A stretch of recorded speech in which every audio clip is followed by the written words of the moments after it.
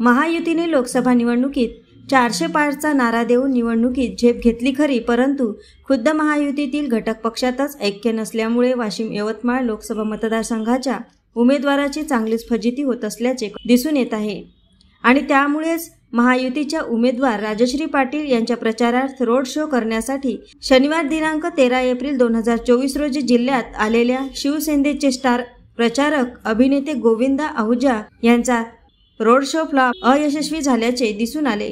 वाशिम यवतमाळ लोकसभा मतदारसंघातील सलग 5 वेळा बलाढ्य दिग्गजांचा पराभव करून वेळोवेळी बहुमतांनी निवडून येणाऱ्या भाग्यवान राजयोग असणाऱ्या विजेत्या खासदार भावनाताई गवळी यांना हेतू परस्परपणे डावलून यावेळी महायुतीने शिंदे गटाने मराठवाड्यातील राजश्री पाटील यांना उमेदवारी दिली, परंतु या उमेदवार वाशिम जिल्ह्यासाठी नवख्या व अपरिचित असून जिल्ह्यात त्यांचा यापूर्वी जनता जनार्दनामध्ये संपर्क नाही।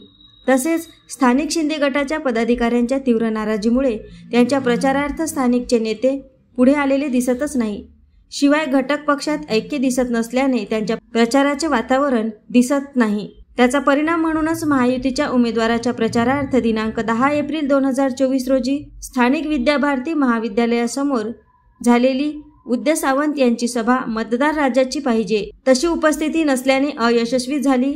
त्यानंतर लगेच गांगरलेल्या महायुतीकडून उमेदवाराच्या प्रचारार्थ नुकतेच शिंदे गटात प्रवेश केलेल्या हिंदी चित्रपट अभिनेते गोविंदा आहुजा यांचा रोड शो आयोजित करण्यात आला।